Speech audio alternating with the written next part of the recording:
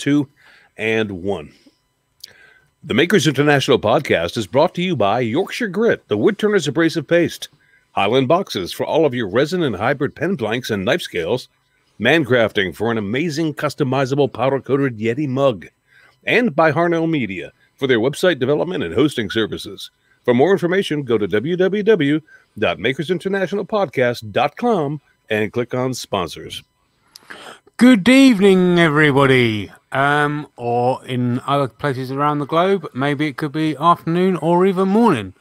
This week on the podcast, I have with me, as always, the ever lovely Mr. Chris Cute. Thank you. I'm a Scrollstar Demon now.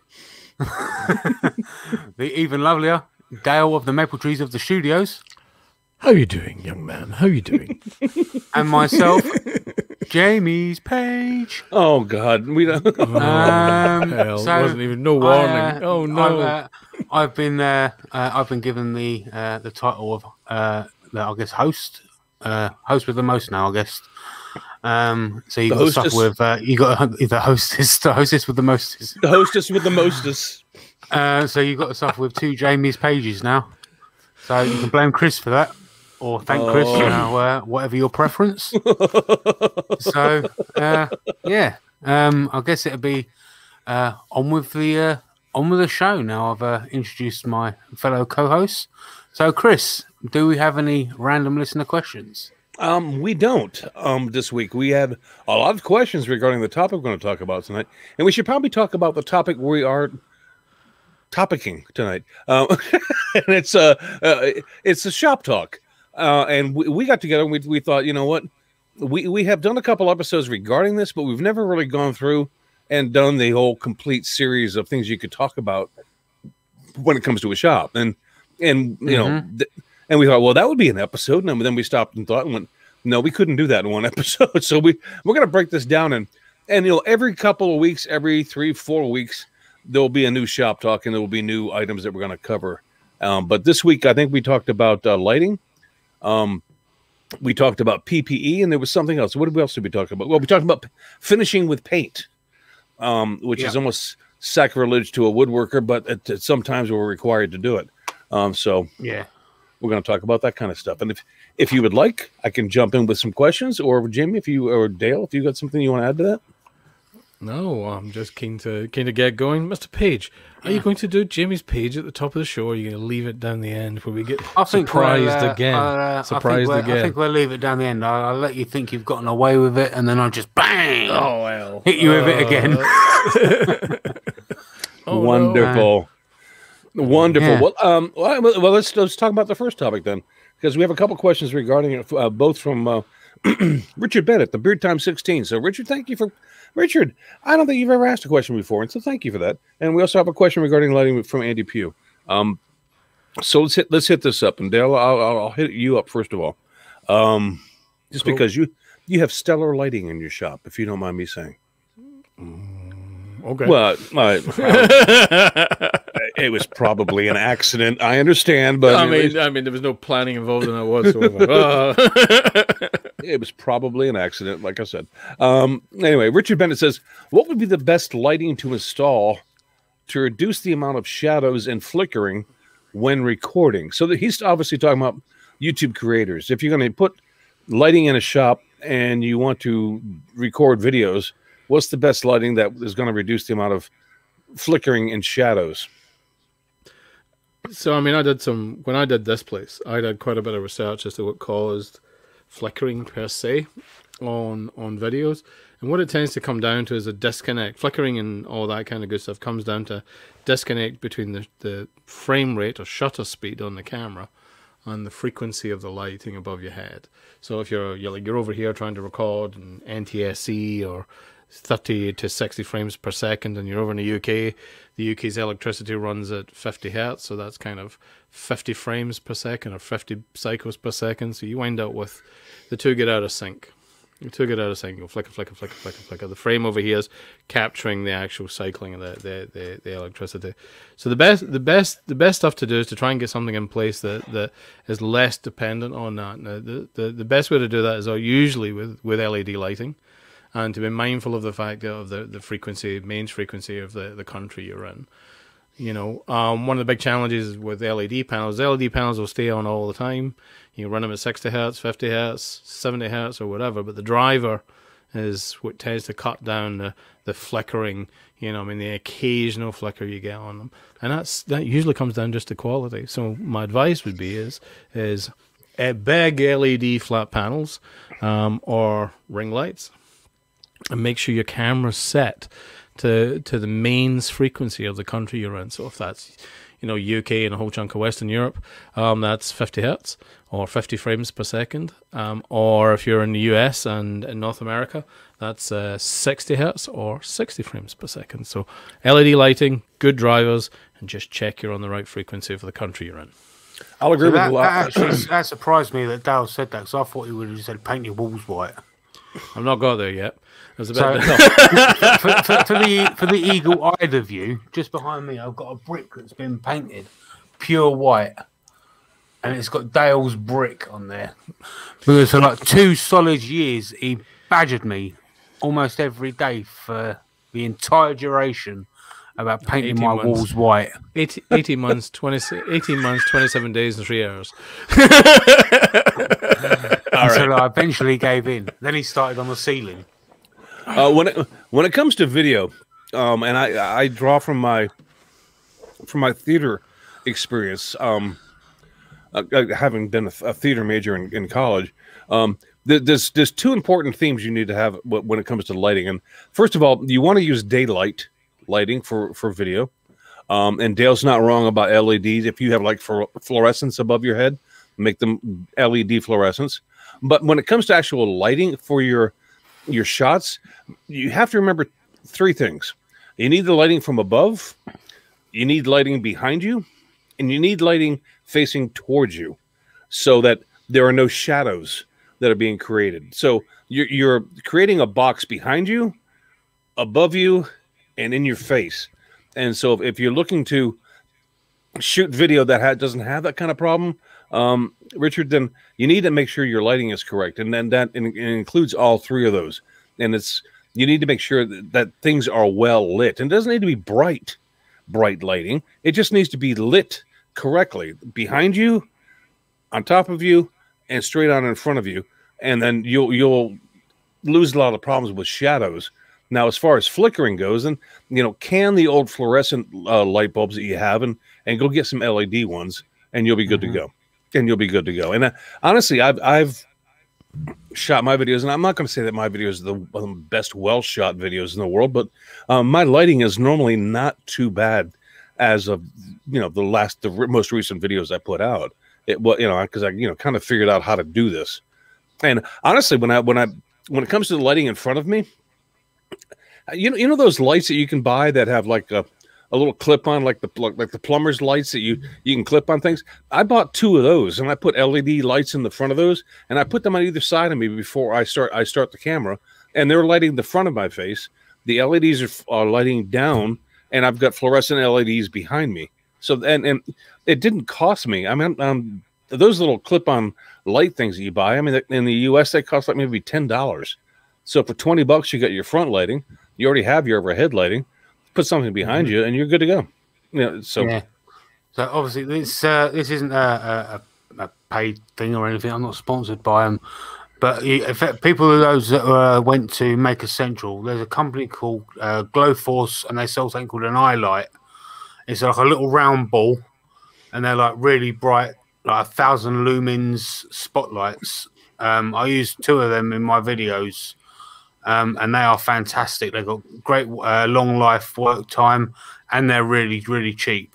Not only that, but they also second as a phone charger, like a backup phone charger as well. They were made for people on sites, for people like electricians that have to go under the stairs and all that kind of stuff. Magnets all over them, 2 camera places they can screw onto camera tripods and all that kind of stuff. Fantastic, like little lights. Awesome. And Andy Pugh's question about that was, have you ever changed your lighting, and what difference did it make? So I'll go first. So when I started in here, I had some leftover spots that were in the house, like so many of us did. The lighting that was in the workshop was leftover stuff for classic kind of workshopy stuff. But changing to the LED panels and then taking Chris's point about making sure the light's coming for all directions, which in my case was painting the walls white so as it reflected the light. The difference was the videos were bright, well lit.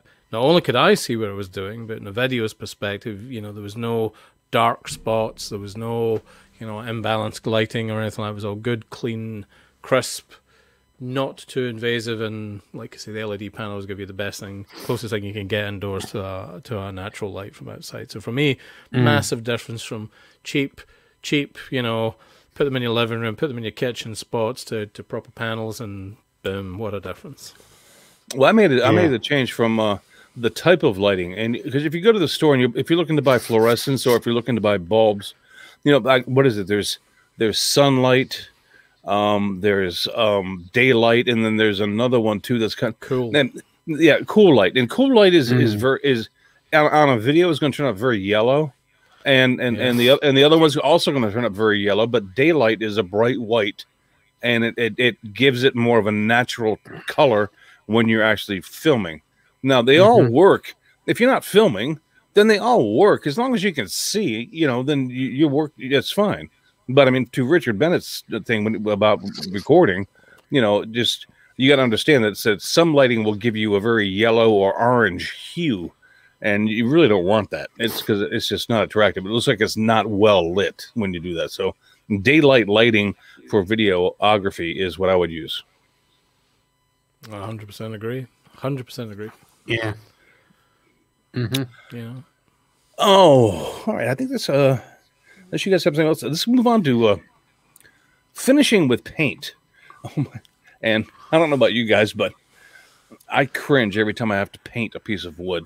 But I happen to be a woodworker, and it's like almost sacrilegious to paint over wood, even if it's pine. But I mean, I've had requests in the past where, excuse me, somebody wanted to have a project for me to make, and I made the project, but they wanted it to be a certain color. And it was she had this woman in particular that I'm thinking of right now anyway. She had a very 50s kind of barbershop kind of theme going on in her living room. So it was very white with black accents around the piece that I had to do. And so I had to break out a paintbrush with white and then, you know, and then black as well. But Richard wants to know what's the benefit of using a low pressure spray paint. I'll pick that one up. Spray cans, rattle can, I think you're talking about here, Richard. Yeah. The advantages of there's kind of two formats that kind of emerged over the last few years, which is high pressure spray paint, which is that most of us get. Most cans are high pressure. Although there's ultra high pressure, which we'll kind of leave out of this conversation, ridiculously powerful. The stuff that most of us encounter is high pressure. It comes out of the can, it sprays on quite a wide surface, got quite a wide sort of coverage, and it's designed to propel as much paint onto the surface as you can and as fewer strokes as you can. You know, I mean, and really get good coverage, but it's very imprecise. And tends to create, if you're using it in proximity in a closed space, what you tend to get is a lot of cloud, a lot of fumes building up, and you get a lot of, you know, as it bounces off the target, it's starting to build a cloud round about you and goes everywhere. Low pressure, on the other hand, is designed to be far more targeted, far more controlled, so you've got less cloud, you've got more paint applied to the surface you're going onto. The main advantage of low pressure over HP if you're indoors is there's less gas, less propellant, less paint in the atmosphere around about. It tends to stay where you put it. You know, it's closer to an airbrush than it is to a rattle can, to a spray gun, if that makes sense.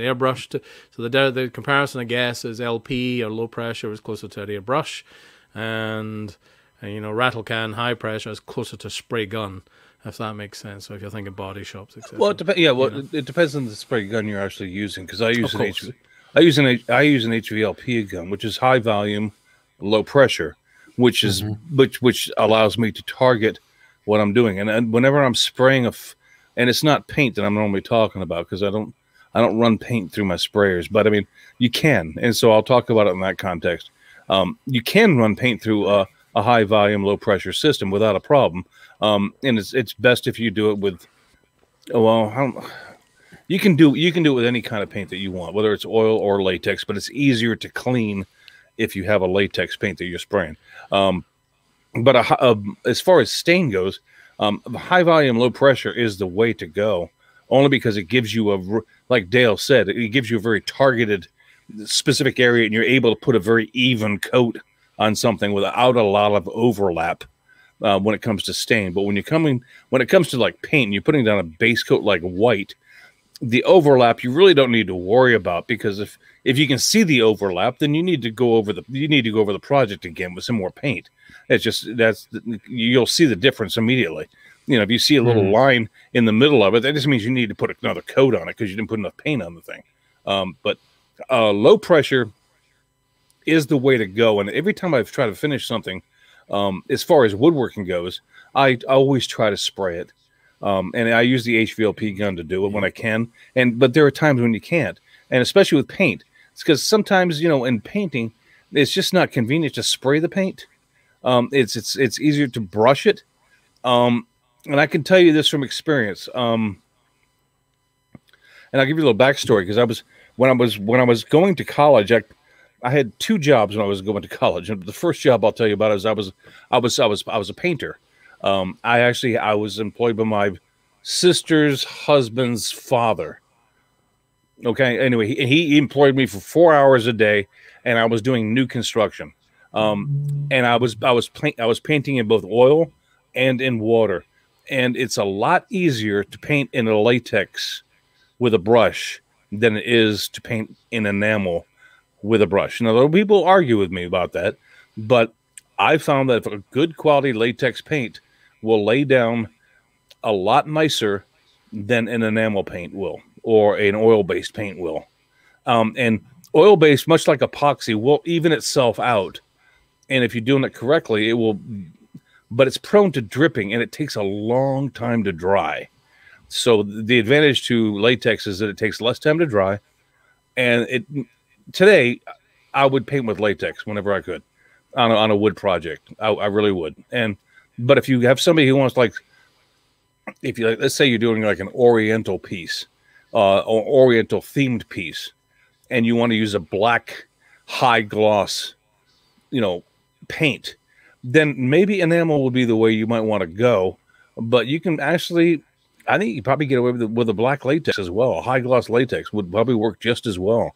It's a lot easier to control latex than it is an oil-based paint, as far as when it comes to runs and drips and things of that nature. So you can actually do a better job. But that's my experience. Now, there are professional painters that probably would be a lot better at painting than I am. That would say, no, that's crazy, Chris. You can do it. You need to do it correctly. And I'm not going to say they could be entirely right. They could be correct. But I'm just saying, if you don't normally paint a lot of things as a novice or even an intermediate person doing painting, latex is the way to go when it comes to painting wood. And it may take you a couple coats to get it covered correctly, but at least that's my opinion. Yeah, I would 100% agree. My cat in the chat says he uses a filler primer first and then paints on top, and it comes out great. Yeah, and you know what? Because especially if you're using great point, Mike. Especially if you're using if you're using oak is such a porous wood that if you paint it and you're hoping for a smooth finish, you're never going to get one. So and Mike is right. If you use a filler in that oak before you paint it, then it will paint smooth. But honestly, if you're looking for a smooth finish, don't waste it on oak. Go buy some pine, sand it, fill it, and then paint it. I mean, honestly, because unless it's going to hold some kind of weight, then I really wouldn't. I really wouldn't worry about it. Andy Pugh says painting could be an entire episode itself, and Andy, you're not wrong there. You're absolutely right. Absolutely right. And we're only touching on the top of this, but he says brush, roller, spray, or rattle can. What is your preference, and what are the advantages and or disadvantages? And Dan, I'll let you take off on this if you want to start, because this is going to get involved, and because so I'll take my experience out of this. So it depends on the surface, depends on what I'm trying to treat. You know, some I'm trying to think, is it general finishes stuff? I'll put on with a roller rather than a brush to give it a nice smooth finish. And only lightly touch in and then touch with a roller on it. I won't put it through a spray of any kind. And that's basically closest thing we would get to traditional in a tin paint sort of thing. Brush is the last resort in every occasion for me. I tend to use rattle can more than airbrush. I've barely use airbrushing for anything, barely done any airbrushing as a result. And the logic here is that most of the time this has to do with the desire to change, in my case, to change colors a lot. right, You know, the basic application for a filler or a base coat is just either a big can or a brush. But I find the spray paint gives you the best coating first hit, or spraying gives you the best coating first hit, the most even coating first hit, meaning that subsequent treatments are less aggressive and flattening the brush marks out and getting that coating ready. So for me, it tends to be spray and roller from my perspective. Roller if it's out of tin, you know, rattle can if it's for anything else. well, it depends on your. I think it depends on what the job you're doing, because each one of the brush, the roll, the spray, or the rattle can, Andy, they all have their place. It's like, for instance, this room that you see, and forgive me for you folks that are on listening to us on audio only, but when you're talking about painting a room, I painted this room behind me with a brush and a roller, and when you're painting a room, that's the way you do it, because you use the brush to cut in from the ceiling and around any kind of edges you're going to use, and you cut in and you make sure but then you finish the middle part with a roller. And typically you would, roll in a W and then go back over the W and even that out. And then you move over and do the same thing again. So as far as a DIY aspect goes, brush and roller kind of work together. As far as a project goes, for me, I'll be honest with you, it comes down to convenience.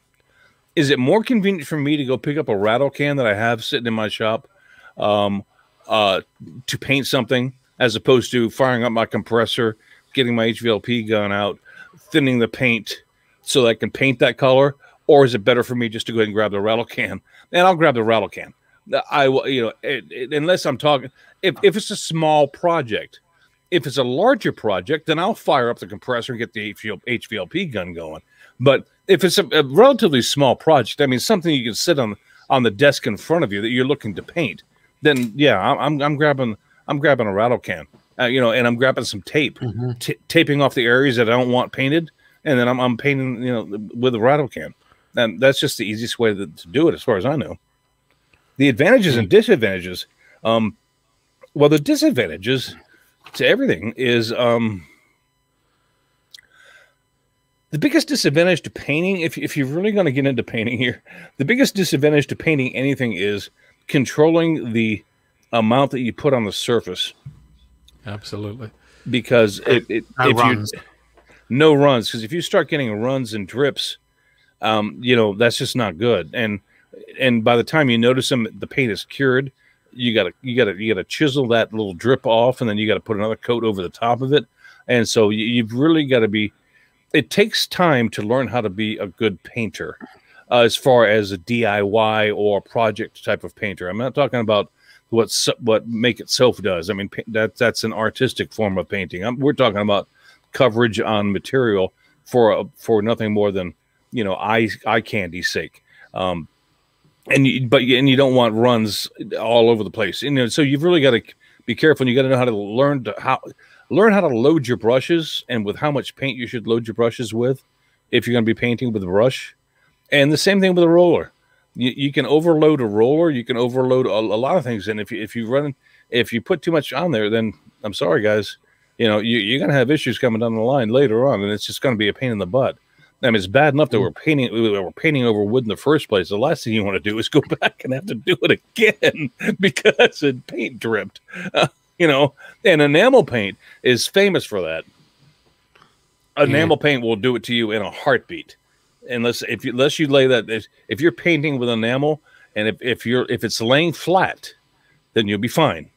But if you paint it and you turn it upright and wait for it to dry, you're going to have runs no matter what you do. But latex, not so much, as long as you apply the right amount. Mm-hmm. Yeah, well, I'm certainly not going to be no Bob Ross anytime soon when it comes to any kind of paint. But you do have happy little accidents, Jamie. Oh, I have a lot of accidents, especially on the lathe,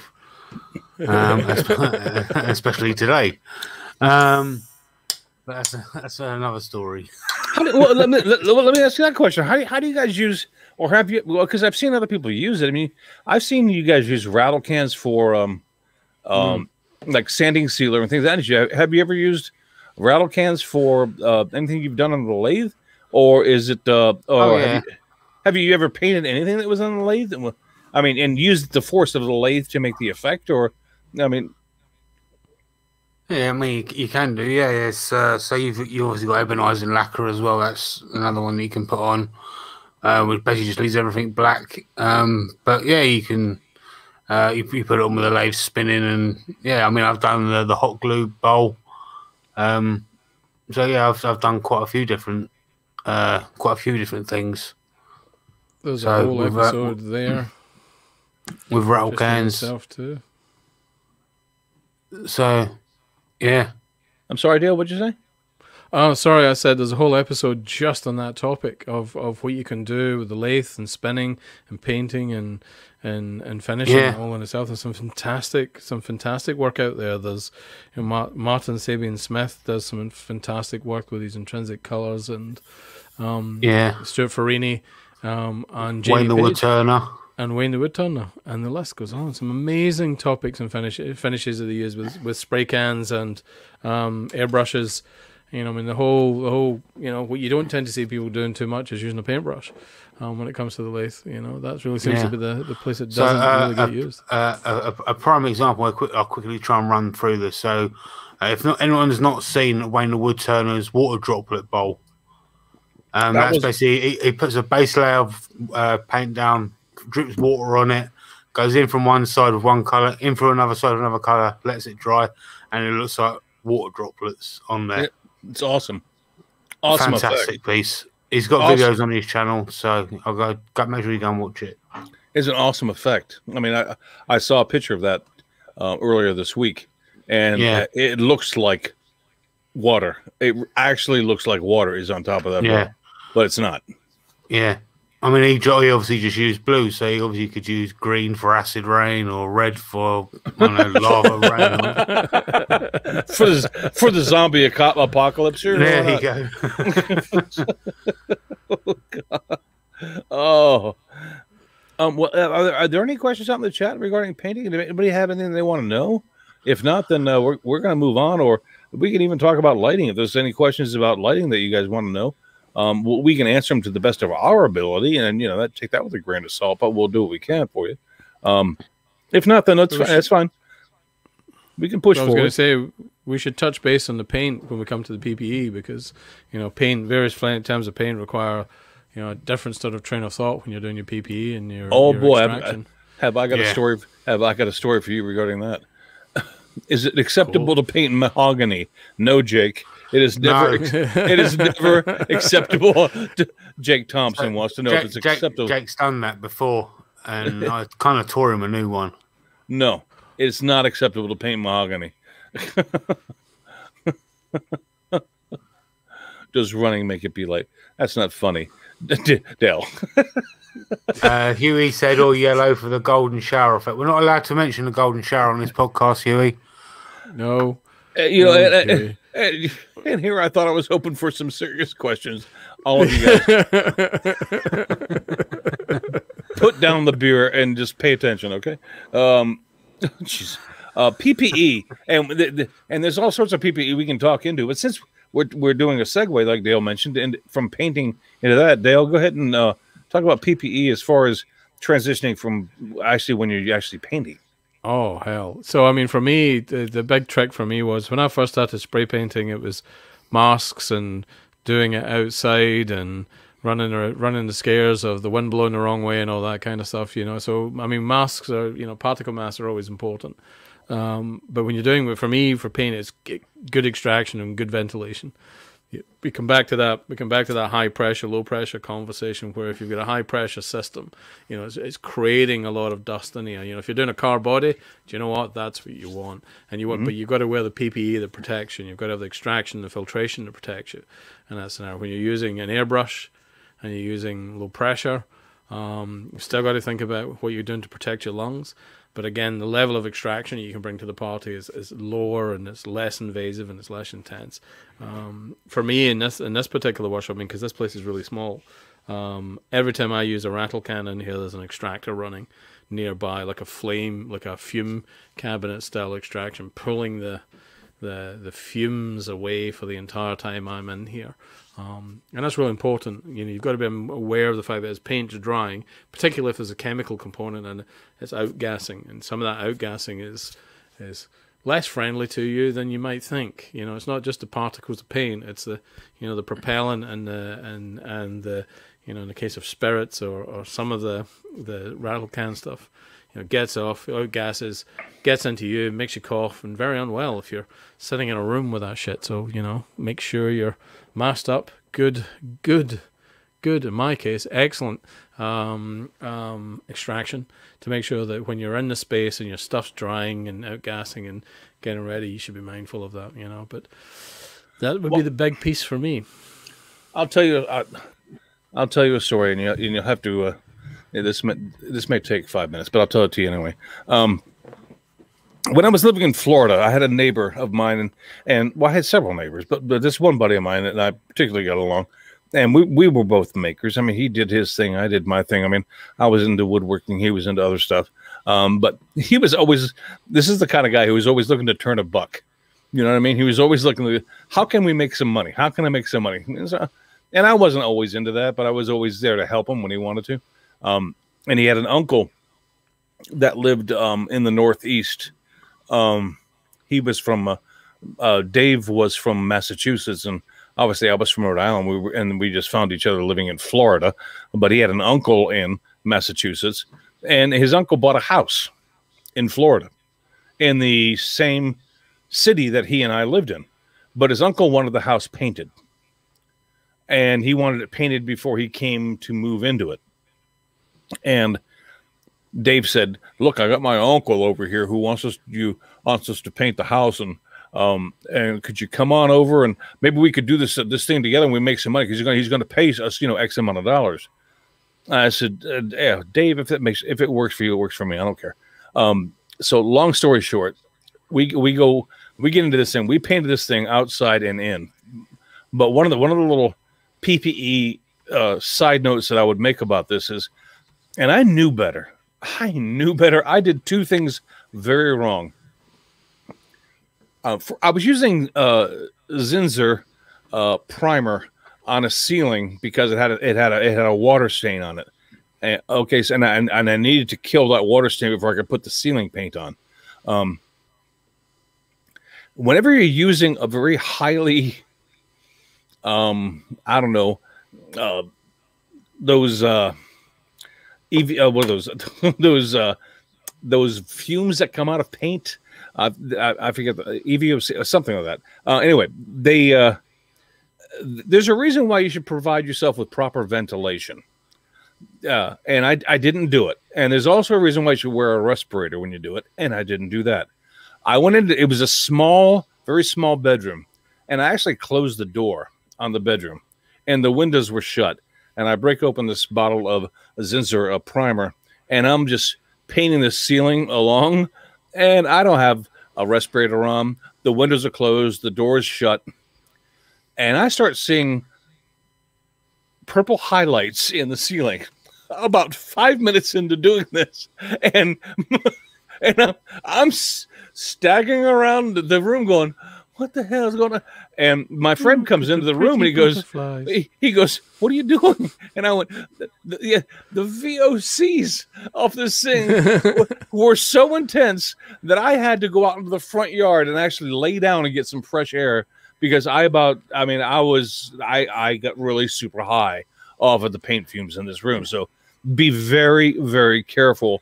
If you're going to be painting with something that has a lot of VOCs in it, that's going to expel that, and you're going to have a respirator on, but also provide whatever room you're in with a lot of ventilation. Because I'm telling you, if I had stayed in that room much longer, I probably would end up going to the hospital. Because it was gonna do some serious brain damage. You know, it may have already done the brain damage. I just didn't realize it. But don't. But yeah. Anyway, so proper PPE when painting is important when you're using a paint. I mean, latex, you don't have to worry about it, but with an enamel or a primer like Zinsser, you really want to have something on that's going to filter those VOCs out, those volatile organic compounds. This is what basically that stands for. I just have visions. Is a cup. Go on, mate. I was going to say, I was just have visions of the entire world turning into like a scene from Yellow Submarine for Chris. As he's lying in the garden kind of thing. I was singing, I Am the Walrus. I'm telling you right now. Goo-goo-goo-goo. What's up?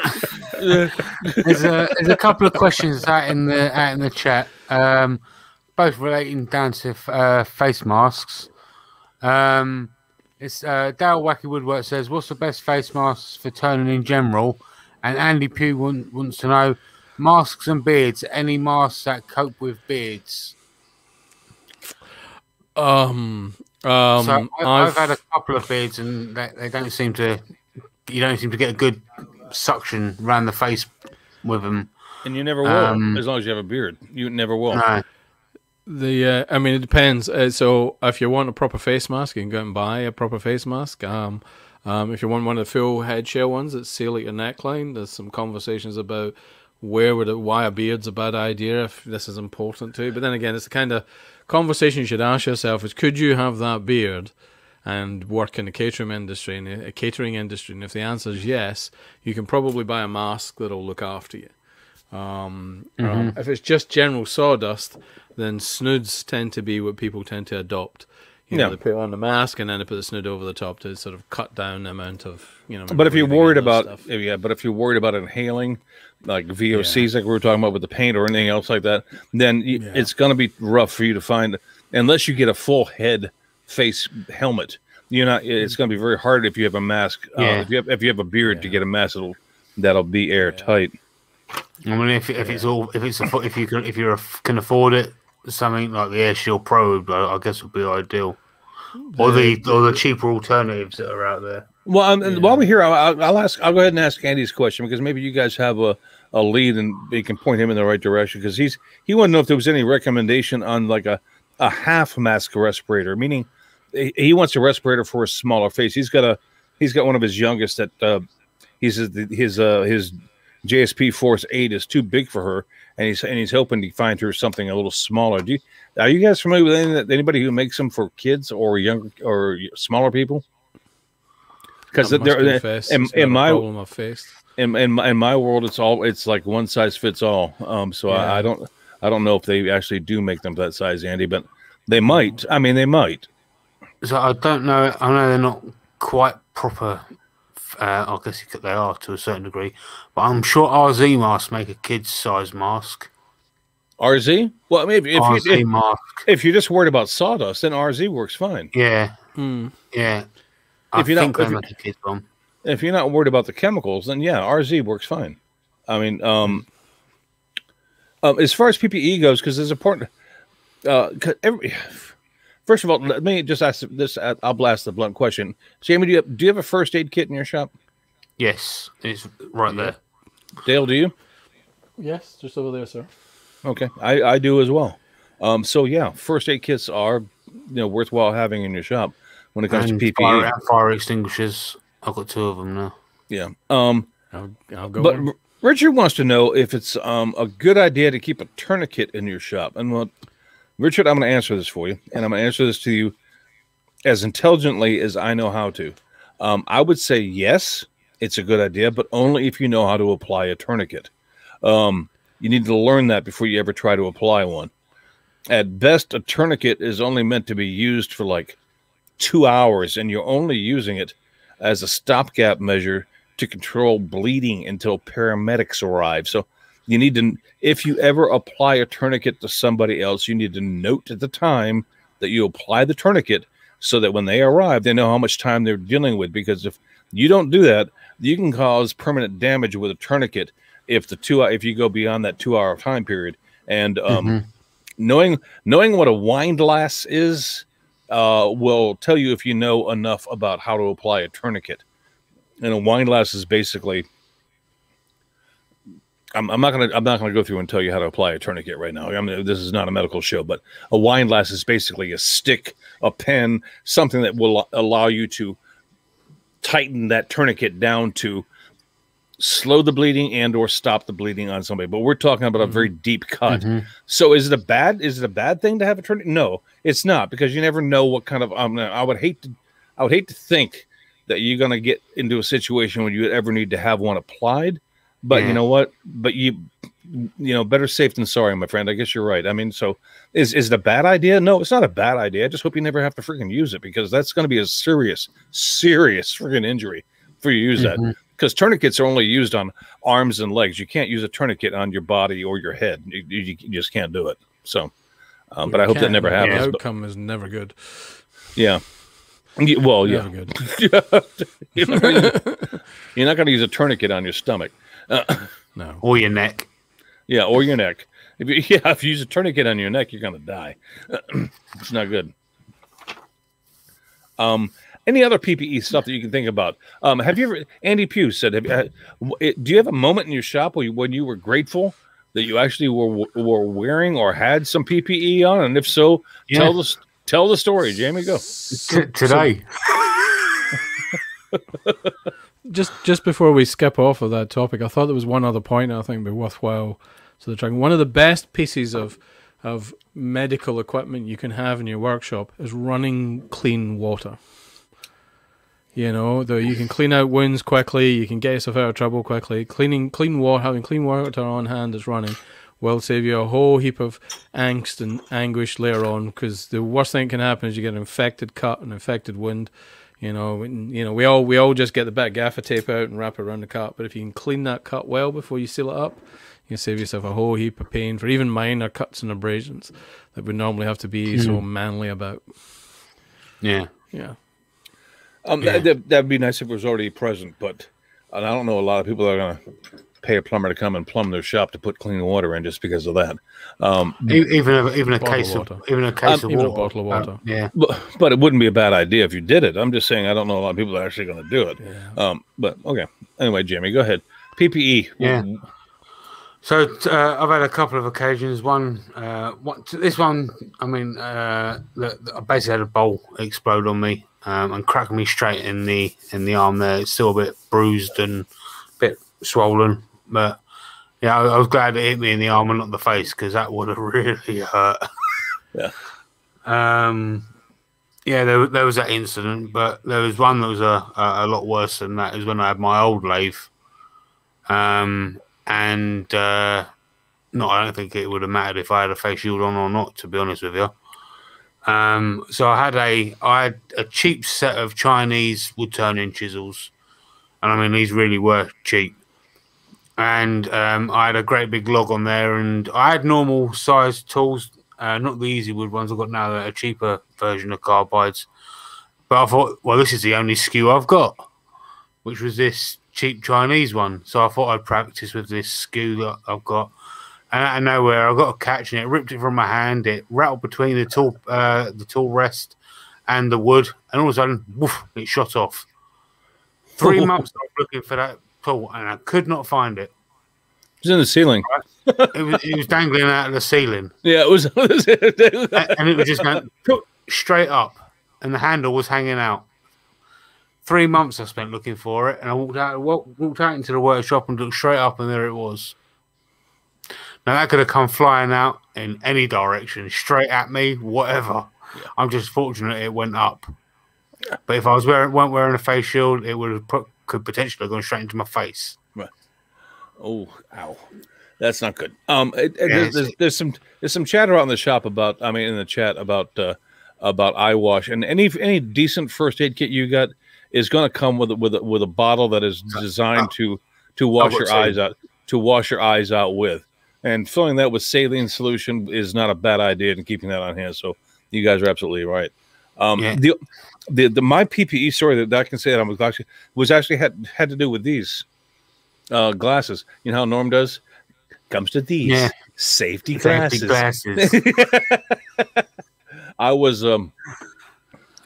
I got involved in Sterling's pallet wood challenge. Excuse me, like 3 years ago, and I ended up making something for Tim Sway. But cutting up pallet wood is a bit dodgy if you've and God bless Paul Jackman. I don't know how I'm sure he probably has several stories to tell along these lines. Several Oompa Loompas doing it. Oh boy! Yeah, I cut into a piece of squirrely pallet wood one time, and I'm sitting there, and I concentrated. I kept my focus on, because remember my thumb from last week. My focus on the table saw is extremely good, and I kept my focus on where my fingers were and where that board was going through the thing. But I had a piece of that pallet wood that the blade caught, and it threw it back, and it hit right dead in my eye. And it was the glasses I was wearing, and it bounced right off, but I never lost focus. But that'll wake you up in a heartbeat. I'm telling you, because that was scary. I actually had the video going. I was videotaping the project, and I actually slowed that down to slow motion. You can see the wood flying back, and it would have hit me dead in the middle of my eye if I didn't have those safety glasses on. So yeah, very happy to have had safety glasses on at that point in time. And I try to make a point of, you know what, we all fail sometimes to forget to do things. It's not because we mean to, it's just that we forget. Sometimes I will find myself in the middle of doing something on a table saw and realize, oh shoot, I don't have my safety glasses on, and I'll stop what I'm doing, I'll go put them on, and then I'll continue. But there are times when I just flat out forget. And you try not to do that, but that's scary.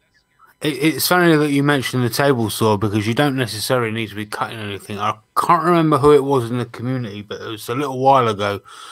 Somebody changed all they'd done was change the blade on their saw to a newer one that they had bought. I think it was like a cheaper version. All they'd done was turn the saw on, and one of the carbide tip tooths just come flying off as they turn it off. Yeah, I did a video on that. Because that does happen. And there's a way to well, I'm not going to go into it now because we're running short on time. But there's a way to discourage one of those carbide teeth that are flying off from actually coming back and hitting you. And that's to bury the blade in the wood, because the carbide will catch the wood before it catches the open air. But whatever. Anyway. Dale, you got a story about PPE and how it may have saved your rear end at one point in time? Because loads of them, but I think I'll wind back in time to when I was at college and uni. I used to work in a scrapyard during the summer. And what we had to do there was we were to take in all the aluminium blocks off of the engines because it could be resmelted. So we're basically stripping the old engine blocks of anything valuable, and used to use a blowtorch on this thing. And it's one particular engine block, and for Huey's benefit, who's out in the chat, this was a B-series engine, Huey. It was a B-series. Moved on the mount that it was on, and it slid off, and it went for my feet with one of the engine mounts. And if it hadn't been for the good old-fashioned steel toe caps on this, it slid along them and then came to rest just embedding in the top of my foot. If it hit me square on the foot like it had every intention of trying to do, it went straight through it. So a good old-fashioned pair of steel toe caps for me were worth their weight in gold, and to this day I still try to wear them in the workshop. Absolutely. If you can. I mean, I don't wear most of the time. I'm at my shop because I'm not dealing with that kind of heavy material anymore. And so I'm not really too worried about it. I just wear sneakers. But back in the day, I had steel-toed construction boots on every time I was out in the shop, because there were times when I had to pick up, 50-pound piece of wood, and a 50-pound piece of wood, when it gets forced down to the ground on you, that'll take a toe off. I don't mind telling you. Certainly make you go, oh, Ow. Oh, Ow. Oh. Yeah. Bother. well, let's Darn just it. say it could be a hindrance into you getting into heaven if that hits you. You may have several choice words to play. All right, guys. Shop talk is an ongoing thing that we're going to talk about today. We killed a couple of subjects, and well done for that, lads. But it's time to let Jamie sing and cover who he wants to give love to this week. So, Jamie, whenever you are ready, my friend, just allow me time to get the headphones off if you don't mind. All right. Go ahead. It's time for Jamie's page. Yay! Our favorite So- part of the whole show. Oh, I know. So And the crowd goes, we've got a couple of pieces of business today before we get to the shout outs. So the first piece of business is after many years, the podcast has finally reached its first massive milestone of 1,000 subscribers on YouTube. So thank you everybody for all your love and support. It means means a lot. it does indeed. So yeah, and Only taking us thanks to taking us 5 years to get here, but whatever. Yeah. That's good. No. So we also can't forget to thank Joe, Alan, Richard, Steve, and Jason for being part of it at the start as well. Absolutely. So also got to mention the Virtual Craft Festival. Oh That yeah. will be taking place on the 27th of this month, starting at 9 a.m. Over in the UK. That's this coming on my Saturday. channel. This coming Saturday. This Saturday. Yep. For more information about that, which will take you directly to the Virtual Craft Festival YouTube channel and the live running playlist, you can go to virtuallycrafty.com and you can keep up to date there, or you can go over to the respective channels. Either way, you will get to see the lives as and when they appear. So yeah, there's that. It's gonna be fun. Obviously, my shout out will be in 36 minutes, or my live premiere will be in 36 minutes. Shall I be? Because heaven forbid Jamie does not promote himself. Let me go ahead. So, onto a bit of promotion for some other people now. So we've got 3 shout outs this week. So the first shout out goes to Mr. Jake Thompson. He released a video called 10 Resin and Epoxy Tips I Wish I Knew as a Beginner. The reason for this shout out was mostly because it's great information for people thinking about getting into resin casting. The second shout out was to Mr. Pat Lapp. He made a traditional toboggan. That was awesome. The reason for this Really was. is, yes, it was absolutely great video. The reason for this video getting a shout out was it's a make that seems so simple at first, but it can look Uh-oh. Have we been spared? I mean, is this a first? The Jamie page Some very- freeze up? pat moments. Okay. And Mosh, are you still there? yeah. We're here. Yeah, is everything all right? Yeah. Yeah. And the last shout out goes to Matt from Wacky Works Woodshop. Reading for Matt is Matt kindly sent me a blank, which kind of tried breaking my arm today, but that's besides the point. Matt is an awesome guy. Definitely go and check out his channel. He does a lot of resin and wood. Up and coming YouTube sensation without a shadow of a doubt. Yeah, he's just a not really nice guy. All right, So Matt. yeah, go and check out Matt. So that's all the shout outs for this week. Awesome. So, Looking to see All if I'm looking to see if we can pre-promote anything here. we can kind of mention a couple of visitors that you might have had. We could do that, or we could ignore it. I mean, either way. I'm quite comfortable with the latter. But I do want to mention that because we are winding down. We've only got like a couple minutes left. Next week, we're going to have our guest is going to be none other than, and the gentleman I've been eager to meet because I've never met this gentleman. I know, Jamie, you have. Daryl Jones from the Dreadnought Workshop is going to be our guest next week. Yeah. So if you know Daryl, you know he's an excellent turner, and he's from the U.S. And I've been eager to meet this guy for a while. He just seems like a genuinely nice dude. And Jamie, you've met him, right? Yes, he is. Yeah, I've met him a couple of times. Thanks, Jamie. All right. If I'm pressured into saying it, I apparently am in receipt of something that this lovely community, folks that got involved with it, got involved with it, and got me, bought me a really nice scroll saw, and it was given to me today by. Well, the people in my shop that were there and present when it was given to me was Miter Mike, Jay Rivera, and Mr. Jamie Page. And it was nice, and not necessarily because it was a scroll saw, because I have not been the nicest people to scroll sawers, but it was the idea that people knew that I had hurt myself and was unable to get in my shop, but I could sit down and work on a scroll saw, and it was that thought that really kind of hit me. So you have my heartfelt thanks to those of you who might have helped make that happen. And I don't know who you are, because they wouldn't tell me, and they wouldn't even tell me where they came from. But I just want to say thank you, and that was very humbling, and I truly was touched, and I appreciate it. I know for a fact that you've done a lot for a lot of people over the years, so it's the least we could have done. Well, you do things for people, but you don't want, Yeah, I don't. Yeah, I don't know what you mean. I don't bring it up because it's just not. It's not the reason for doing it. So I don't do it for kudos. I do it because there's a need.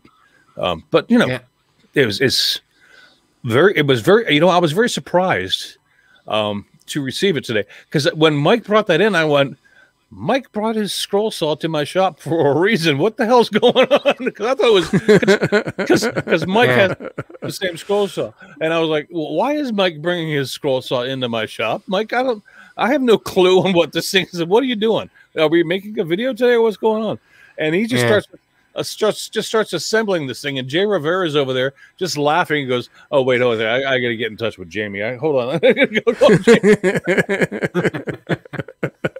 And then Jamie's sitting on the phone on the top of my shop desk with like a Cheshire cat with a smile from ear to ear, like suck it. Your team scroll saw now. Like, well, I was never team router. I mean, I'm team flatwork, but okay. I guess I've got a learning curve that these lovely people, once again, that I thank you for. That I've got a new rabbit hole to dive down to, because I haven't done that in quite some time. And I have. My first tool in my shop was a scroll saw, and but can I recommend you check out Maple Tree Studios? I will. I've seen the work that Dale does, and I already know I have a large learning curve before I get to that level. So it's no. Really small. Trust me. Really I know I do. But I'm extremely appreciative. So Jamie and Dale and Mike and Jay and everybody else who they wouldn't tell me that put in their 2 cents for that. It's truly appreciated, and it hit me in the heart today, because that was nice. I appreciate it. But there won't be any scroll saw videos coming out anytime soon.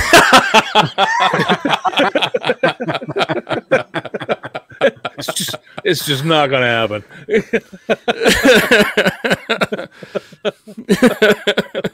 If that's what you were hoping for, it's not going to happen. Oh dear, oh dear. Oh. And I guess on that note, I guess it's time to end the show for this week. So until next week, when we'll be sitting down with Daryl from Dreadnought Wood Turning, or Wood Shop, should I say?